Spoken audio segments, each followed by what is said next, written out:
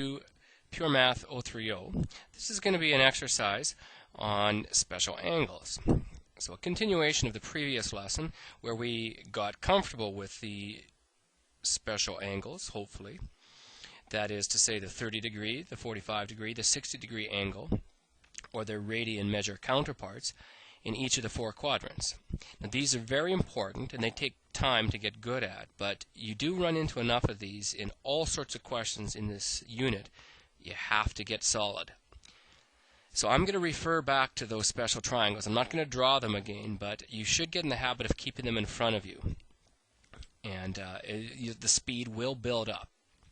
So these are also exact value questions because the whole idea with these special angles is that you are getting exact values. All those √3/2s, those 1/√2s, your calculator cannot do them for you because it does not do exact values. So find the exact value of each of the following. Sine of pi/4. Now I'm going to show you a variety of methods for these. Unfortunately, there's one specific method doesn't work for everybody. You have to find what works for you. So when I see a question like sine of pi/4, I know that I'm given an angle and I want to find the ratio. Now because this is a quadrant 1 question, you don't need to do a lot of extra work. And I've got a little grid in the corner, but really this is as simple as this. We have a pi/4, which is a 45 degree angle in quadrant 1. So no extra work needs to be done with this. You simply have to take a look at those special angle triangles from the previous lesson and recognize that this is equal to either 1/√2 or √2/2, depending on how you want to write it. I'm going to be consistent like this, but you don't have to do that. I know that that's a little confusing, but there's two different ways to write it, and I'll do the rationalized form for both sine and cos. And then that's it. We've got our answer.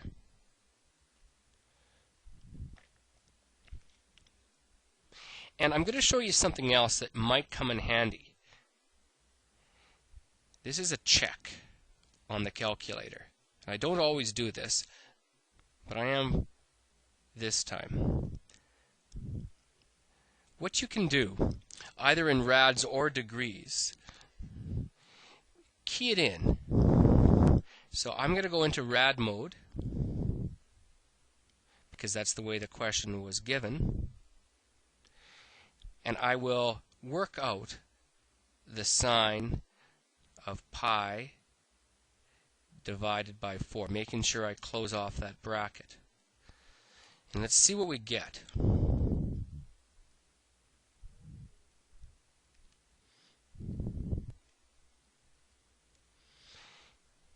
And you should get 0.7071. I'm taking it to 4 decimals just because that's all I need to compare, and that's very common. And now we compare with square root 2 divided by 2 on your calculator. See if you get the same answer.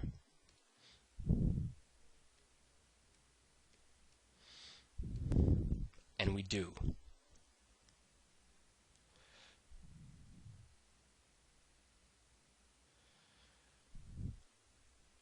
So it checks. So I know that I've got it. So even though these questions can be a little bit awkward and they involve some memorization, there's so many ways that you can use your calculator or use other sort of simple reasoning methods to confirm your answer that you should be getting them all right. Let's try another one that will force us out of quadrant 1. Cosine 210 degrees. So I look at this one and I first off recognize that 210 degrees is going to take me into quadrant 3.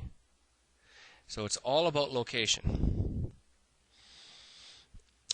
Moreover, our reference angle, we're given, this is all in degrees, is 30 degrees. So make sure you get that. 210 minus 180, 30 degrees. Now, I'm going to be writing all these steps, but I want to remind everybody that these are 1-mark questions on the exam. By the time when you get to this question at the unit exam stage, you should go from question to answer very quickly. So all the extra processes I'm putting here are unnecessary to show, but you are sort of thinking them. So internally, you're going through this. So what I'm going to indicate for this cos 210 is that this is the same thing as the cosine of 30 degrees. And we need to have it as our reference angle because that's what our special angles are. And this is going to be in quadrant 3. So you take a look at the list of special angles, and you recall that the cosine of 30 is equal to square root 3 over 2.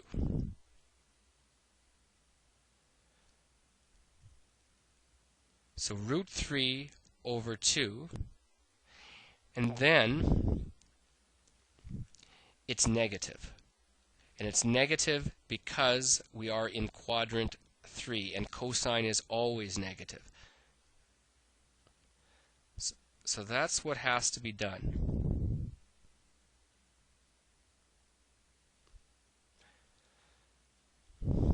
And that's the right answer. If you do want to check, in degree mode,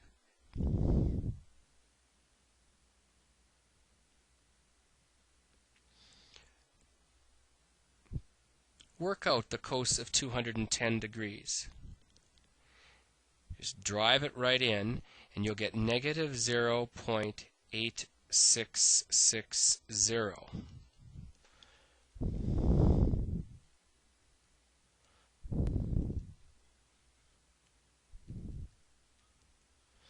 And then we know we got it, because that's what, if you went negative square root 3 divided by 2, this is a little bit tight at the bottom, but it should do the job, is also equal to negative 0.8660.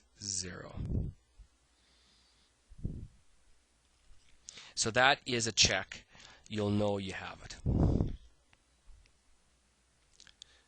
Let's try another one. Tan of 7 pi over 4. So these are going to get progressively more difficult. And for the time being, I'm drawing little grids in the corner to help me get these angles. That is optional, but it's a nice idea.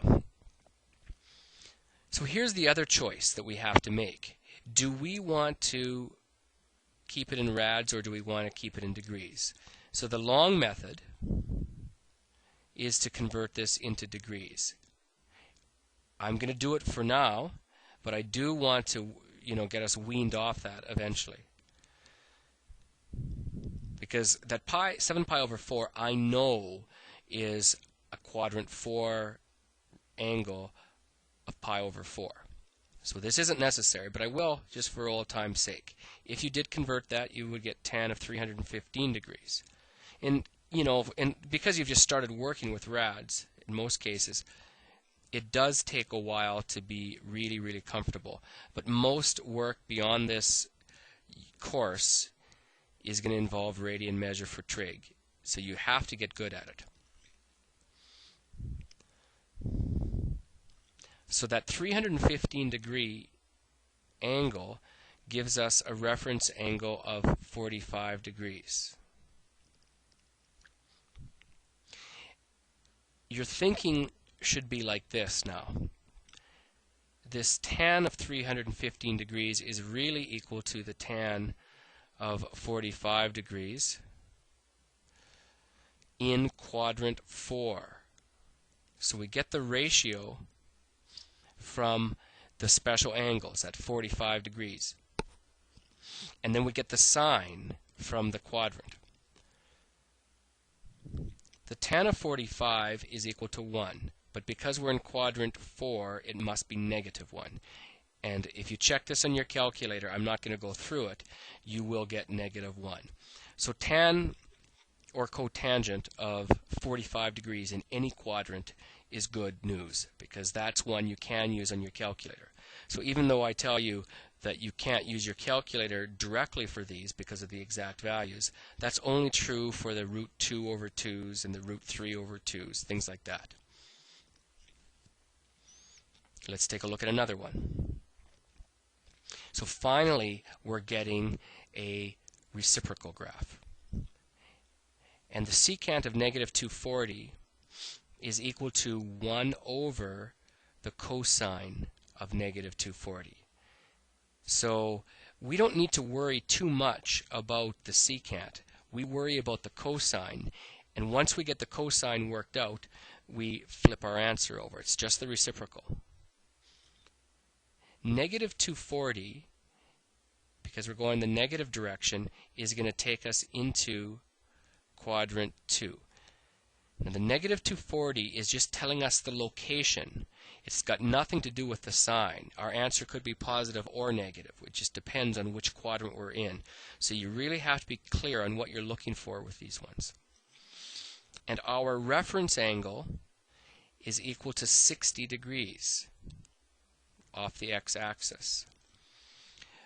So in fact, what we care about in this question is the cosine of 60 degrees in quadrant 2.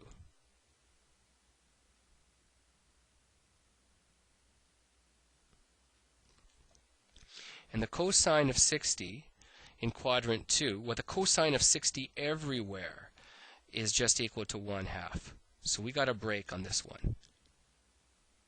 However, because we're in quadrant 2, it's going to be negative. And this would tell us next that the secant of negative 240 is therefore equal to negative 2.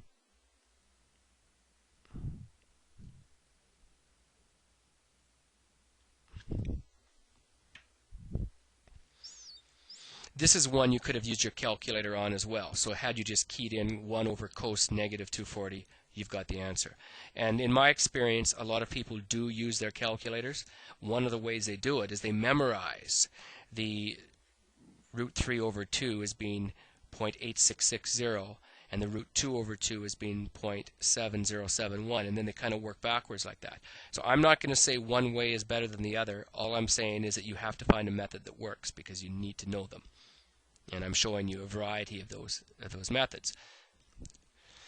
Try another one. Cosecant of 5 pi over 4 squared. So in case you have forgotten, when you have an exponent, it really means that this whole thing is being squared. And I'm going to do things a little bit different compared to the previous rad one. You could convert this into into degrees, excuse me. I'm not going to.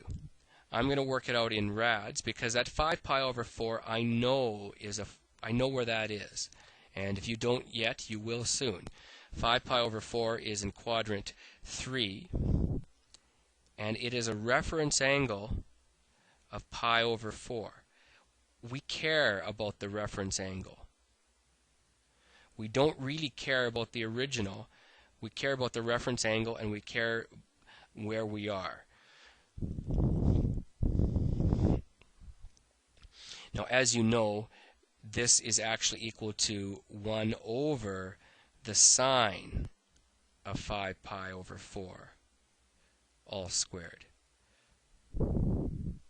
So I'm going to ignore that for the time being and just concentrate on getting the sine of 5 pi over 4. So this won't be as tidy as some of the earlier ones. The sine of pi over 4 in quadrant 3, well, sine of pi over 4, or the sine of 45, is equal to square root 2 over 2. But because we're in quadrant 3, it will be negative.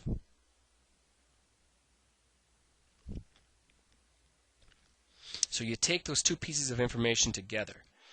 And then now to find the answer I simply take the reciprocal. So I write this as negative 2 over square root 2. Now this is the issue, right, with rationalizing. I will accept either, but what you'll get in this case is, you had no radical on the top, but when you flipped it over, you had no radical on the bottom, so when you flipped it over, then it ends up on the bottom. So when you're dealing with reciprocals, very often it messes you up. So if you did rationalize, I'm not actually going to bother with that. You would multiply by root 2 over 2. And so this is good enough.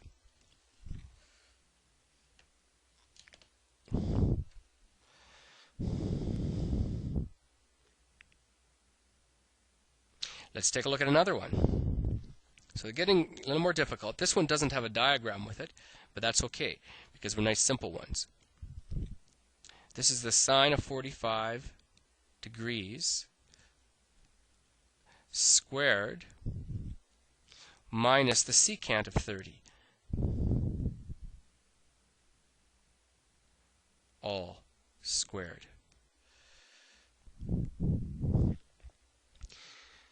Now the sine of 45, if you were to take a look at your triangles, is root 2 over 2. And then all that is squared. And I'm going to note off to the side that the cosine of 30 is equal to root 3 over 2.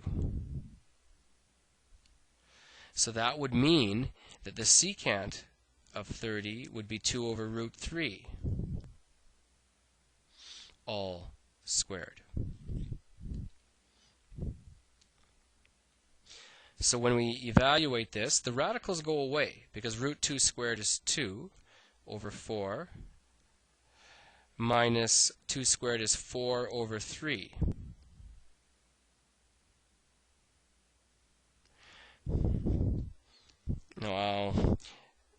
Now, this actually, I'm going to do something I wouldn't normally do, but I'm going to keep a denominator of 12 because that 2 over 4 is really 1/2. But I'm going to keep the denominator of 12, whatever. 4 times 3, 2 times 3 is 6 over 12. It's not going to make any difference. 3 times 4, 4 times 4 is 16. And that would give us negative 10 over 12,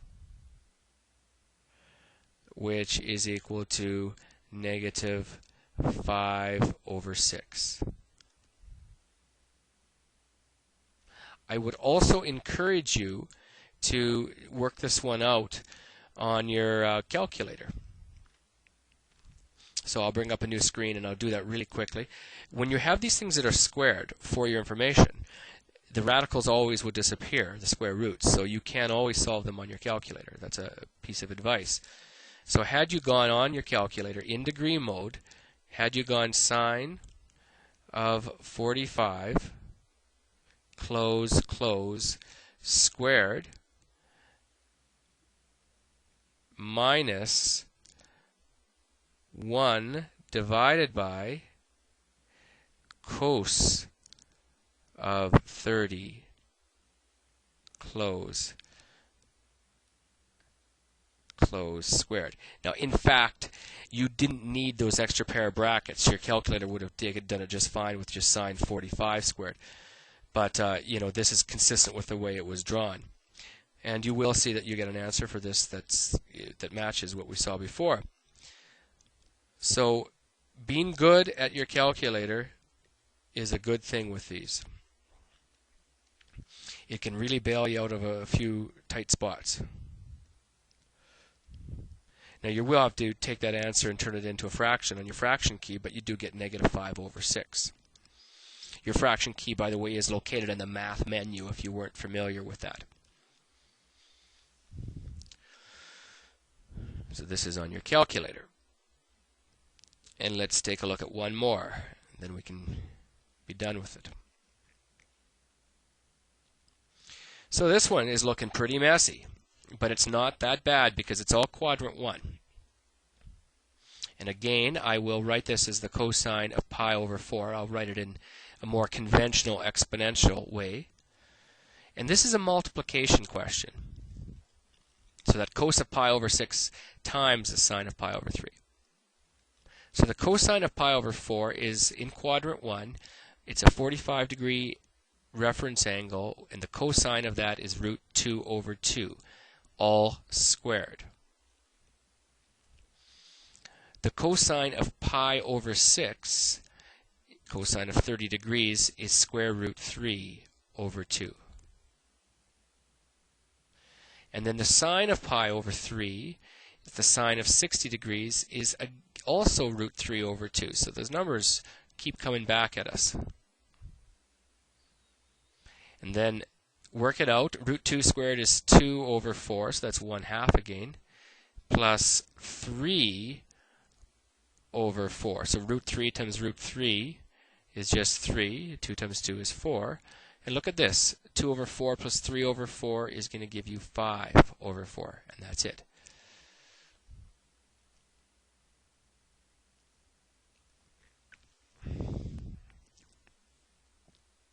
So that's how these ones go. Lots of practice, and you really want to take the time to get good at these. So thank you for your time.